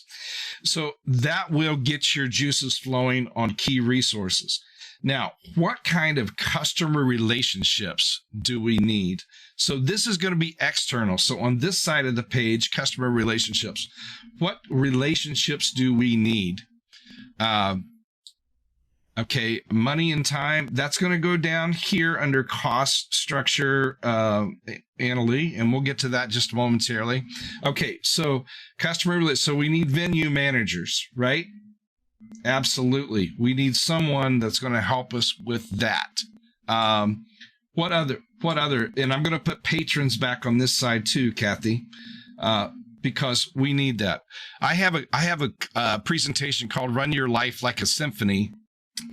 Theaters. Thank you, Deborah. That's going to be under venues. I have a presentation called Run Your Life Like a Symphony, and it goes all the way from the tempo, the acts, the conductor, and I always say the most important person, and this is before digital, the most important person in an orchestra is the music librarian. Because that person can mess up your life if you're not nice to them. Now, I know we're going to iPads and digital, so social media manager, that would be good. At some point, you're going to have to hand off the hats, right? Advisors team, business advisors, and I know we've written that down a couple of places. Now, so that'll get your juices flowing on that. Let's talk about channels. What channels? Annalee. We need Kathy. Yeah, that's right. Gerald, I'm curious what government assistance means. I'm assuming you're talking about grants, etc. So channels, LinkedIn. Absolutely. LinkedIn is so, and you can include Instagram, Facebook, TikTok. We can do all the social, but there are other channels such as networking groups. Kind of like what we're doing today, right? Kathy's put this together for us. And then what are our customers? So that'll get your juices flowing there. Let's talk about customer segments real quick. Who are our customers? So that would depend on genre specific, right? Who are our customers? Are we doing a dinner? Are we doing a full concert? Are we doing a string quartet? Are we doing an art opening? All of these things, the customer segments will actually determine and bring us back into our relationships, right? It will bring us back down into our channels. You see how all of this is together. So let's see. Wilhelmine, age categories? Sure. Because listen, I like all kinds of music, right? I like classical, I like metal. I like it all. I was raised in a very evangelical conservative church, so Southern gospel in the US was a very big part of my upbringing. 4-part harmony, barbershop quartet. I enjoy all kinds of music. That's my point. So your job is to niche down to your superpower in the music field if you're the musician. So age specific. Weddings and grand openings. Awesome. That would be good. So weddings would lead right back over here to this column, right? Wedding planners. How about that for a customer relationship? That would bring us down into this channel, and that would be, the party. I'm just going to call it party and affairs. Okay. All right. So weddings, event planners, not just absolutely. Funerals. Yeah. Gerald, thanks for taking us to the end of life, right? The weddings and funerals. Ministers. Absolutely. You guys are getting the hang of this on how this unfolds. So let's jump down. We're not going to spend much more time. We're going to get 2 more minutes here. Cost structure. So this is the money, this is the outgo, and then this is the rev stream. So revenue stream is event specific revenue. So that could be, that's transactional, right? That is, I show up, I do your show, you pay me. How about, so what do we do to create passive income? And so passive income, anybody have a couple of examples of how you can create passive income as a musician, as a producer, as someone that supports musicians and producers? What is a passive way? Royalties. Very good. Very good. That's what I was fishing for, Danny. By the way, I think at one point there were 4 Dans on this show today. I'm so excited. It's such a popular and an excellent name, if I may say so. I'm kidding. All right. Royalties. What other revenue streams can you think? We're popular. Yes, we are. So how about joint ventures, where maybe you tie into one of those event planners up here that we had up here on the top? So joint venture agreements. Good. See. Oh, thank you, Annalee. You're so kind. You're so kind. So joint ventures. So think about all the revenue streams. Come up with at least 5 or 6 ways that you can package your services, repackage. YouTube. Thank you, Wilhelmina. And I would say YouTube or any other video channels, because YouTube, although they're the 800-pound gorilla in the room, they're not the only. You got Vimeo. Vimeo is an excellent tool. I've used that for online courses. And then the cost structure. So we focused on the revenue. What will you spend your money on? And I'm going to kick this off and say tools, right? Danny, great. Package jingles, music loops. Absolutely. Playlists. Can you be a DJ?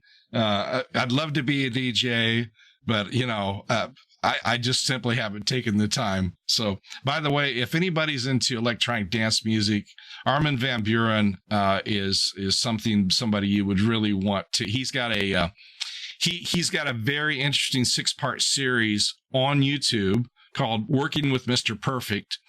And it's all about how he has structured it. Look into his brain is exactly what we're talking about today. So, say, John, short films production, royalties are a little tough unless huge hits. Yeah, Yeah. And Danny and he's an Armin fan too. All right, 2 minutes. Thank you, Kathy. Tools. So I would say review your tools list every 60 days to make sure you're still using them. If you are paying for software or a service to support your business, you haven't used it in 60 days, you need to think about, do you really need that service? It's called scope creep in the scale up world. And sometimes scope creep can cost you on the bottom line. So you have an office, what can you write off for utilities and phone and communication and computers and hardware and software, et cetera, et cetera. Accounting system, absolutely, Gerald. A good accounting system, and that will tie right back up here to an accountant or somebody that can keep you ahead of the game when it comes to. And yes, Deborah, I admit you can get rid of the office, but here I am. I'm sitting in my home office. We're doing this. So, all right. So I hope that's been helpful. And again, I'll drop a blank link so that you can see this. You can have this for yourself. Download it, and then think about it in your perspective for your world, your business. I use the same form in startup and scale up. I don't care if they're just bootstrapping to get it started or if they're getting ready to scale from 1 million to 5 million to 10 million to 20 million. This same form is a great visual representation on how you can look on one sheet and figure out where you need to focus on and how you need to move forward. Kathy, thanks for the time today. Thank you so much. That was absolutely awesome. I'd like to close out with two people. Sylvia, I'm going to save you to the very, very, very end, okay? Eamon, would you like to close us out and give us your opinion of what went on today? Yeah, I have the advantage again of having listened to most of the people speak ahead of me. So I'm going to do what I've always done on this, and I'm just going to kind of shoot from the hip, right? And I've been making some notes, and I'm going to do a little piece of a story here that has just come to my head as everyone was talking. I've had to Google a few numbers. So if you hear numbers that sound wrong, this is Google, right? So take the numbers with a pinch of salt, okay? But just to give you a bit of background, similar in some ways to Dan, we've had an event company in the past. We've worked with a lot of the top acts in Ireland, putting them on to shows of thousands of people. And then over time, we got into a bit more into the business side of things, and we've worked with hundreds of the top Irish companies through the All Ireland Business Foundation. We've helped companies double, triple, quadruple their top line. So we know musicians, we know business, we know about enabling growth and how to actually achieve all of that, right? So what I want to talk about in terms of music specifically, the Beatles, right? Everybody here familiar with the Beatles? Give me a big smile if you think that they were one of the most successful pop or modern culture musicians of their day. Give us a big smile if you think that's a fair statement. Right? Okay. Some people do, some people don't, by the looks of things. We'll come back to that, but first I want to talk about beans, right? I can go down to my shop and I can get a tin of baked beans for €1, right? Now those beans, they sit on a shelf in the shop. Before they sit on the shelf, they sit in a storeroom in the shop. Before they're in the storeroom, they're on a truck. Before they're on a truck, they're in a shipping container. Before they're in a shipping container, well, they're on a shipping container in a ship, right? Before they're on the ship, they're on a production line in a factory, right? Now, the tin of beans is 99 cents or €1, right? Whatever it is. If a manufacturer wants to fill a ship, you've got about, according to Google, you can fit about 25,000 tins of beans on a standard container. Take that number with a pinch of salt, right? That's Google. You can fit roughly about, on a standard ship, obviously there's very greatly different sizes and ships and everything else, you can fit about 15,000, average 15,000, 10 to 20,000, so we'll call it 15,000 containers on a ship. So if the manufacturer wants to fill a ship with beans, he's talking about 375 roughly million units, 375 million units of beans. So how is this relevant to the Beatles and music and musicians? The Beatles were one of the worst paid acts in history, musicians. I mean, they were just really, really bad business people, right? And it boiled down to the Beatles thought they were the tin of beans on the shelf in the shop at €1. That's what the Beatles thought they were, right? When in actual fact, the Beatles weren't the tin of beans at all. The music was the tin of beans. Now, this is the first important point. The music and the musicians are two totally different things. The musicians are not the music is not the musician, right? The tin of beans, the shop where the tin of beans is, right? That's like your stage. You know, the Olympia or the O2 Arena in Ireland or some big stadium, right? That's your stage, right? Where everyone consumes from. They consume the music from, they consume the tin of beans, they find it there, they get it there, right? So the shop is like your stage, right? Then your, so they're not, the musician isn't the tin of beans, the music is the tin of beans, and the shop is the stage. The shipping container and the ship, they're like the record label companies, right? The record companies. They're like the promoters. They're like the managers of bands and things like that, right? Because they look after all the distribution of the music. They look after the logistics of the music, how to actually get the music out there, right? Now, many people think that the record labels and the studios, many people think that they're the manufacturers, right? Because they manufacture the records, right? But they're not the manufacturers. They're more like the bottlers, or the people that, you know, the people that package it, right? They take what's been manufactured and they put it in a package that you can put on a container on a ship, bring it to a country and put it on a shelf in a shop, right? So we know who the venues are and all this. We know who the distributors are and all this. So who is the musician? This is the question. Who is the musician? Can anyone tell me who the musician is in this scenario?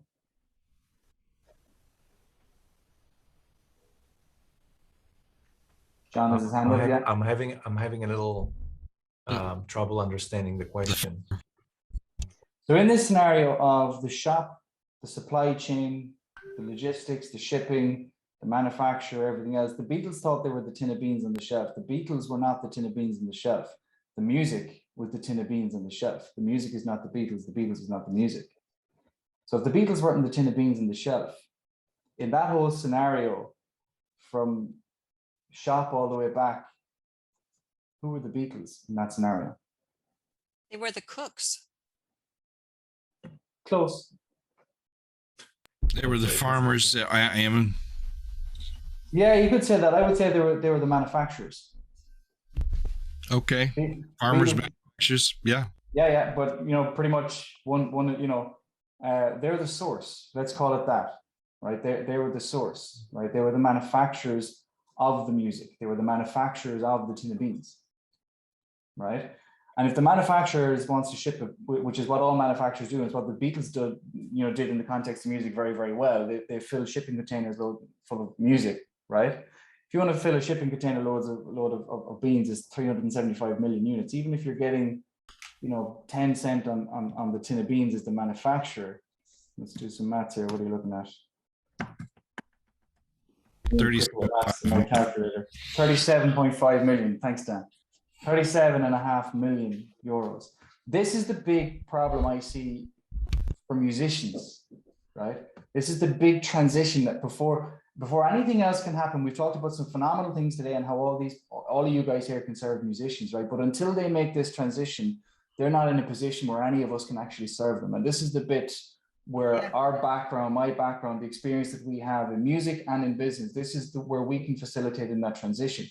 Until they make that transition and understand that they are not the tin of beans, they are not the music, they are the creators of the music, they're the manufacturers of the music. You remove them from the equation, the whole industry falls apart. You remove the manufacturers out of automotive, you've no cars. You remove the manufacturers out of furniture, you've no beds, you've no tables, you remove the manufacturers, you remove the producers, you remove the creators of anything, that industry is gone. And that's the piece that musicians, I believe, have not realized. They think they're the tin of beans on the shelf. They're actually They're just waiting for someone to pick them up. Yep. And until they make that, until we can help them make that transition and understand, hey, I'm actually the source here. None of the rest of, we can't help them with anything else until they realize that. So that's that's kind of it from the hip, guys. I've been thinking about it while everyone else was talking. So I hope it makes sense. I hope I didn't confuse the heck out of people. No, maybe it's better to say medium, because source is medium, something more spiritual. But I think that's actually fantastic, because perhaps that's why marketers don't reach out to musicians, because they're just not ready. And Dan, that's what I said to you, that musicians, I think the first thing that we need is a coach. I think the first thing that the musician needs is to figure out, you know, who and what we are, who and what we represent, so that we're able to sell ourselves. I think that's what we were talking about the other day. One word that I use a lot is that musicians. I had a meeting with Cher's bass player. I mean, you know, one of the best bass players in the world. And she said, I've been sitting in my house for a year and a half now, waiting for the phone to ring. And she said something interesting. She said, the people who used to get hired the most were the best sheep. You know, because you know, the people, if we show up for a gig, we don't have any complaints. We just go and do our job when we go home. The more passive we are as musicians, the more we used to get paid. And this is now very, very much against us. This is something that's just not working. This is why what Eamon says is really true. We need to change the mindset. I want to end this right on the dot of the hour, but I wanted to introduce you to Sylvia. Sylvia is doing something really fun. She's starting her own podcast. She's going out and interviewing people. So I would just like for you to present yourself. I'm going to put your information also in the page that I've put in the chat again, where this recording will be later. And if you would just like to present yourself and ask people to reach out to you. Thanks very much, Kathy. I'm hosting a podcast called Music Secrets Exposed. That's the brand, and really it's there to facilitate musicians, give them an opportunity to speak about what they do. And also I'm seeing huge opportunities that I think need to be looked at in the bigger world of music, and this is to sustain footfall for a long period of time into concerts, to give musicians sustainable business. Now 2 minutes is going to be very quick, so I'll be as quick as I can. So I'll just use my own community as an example here in Ireland. Very often we think classical music is positioned in a concert hall on a stage, and it's kind of like this separate world, or it's viewed as this separate world from where people are at the street. And what I'm seeing is in my local communities that musicians have a huge opportunity seasonally, because of weather conditions, to bring their music to where the people are. And I have seen the impact music has on people's lives when it's brought into their environment and what it can do. So that's it in summary. I wish I had more time to explain it in greater depth, but if you listen to the podcast, there's a lot of inspirational content there. And if you're a musician looking for publicity or anything like that, I'm completely happy to facilitate in whatever way I can. And that's it. Please be sure to mention in the chat. I wanted to end on time. We can stay and hang out a couple minutes longer if you guys have things to talk about, but I wanted to, you know, keep it to the 2 hours here. Sylvia is an amazing, amazing person who's really going out on a limb and trying to do something good and support us. She is the reason that a lot of us still exist.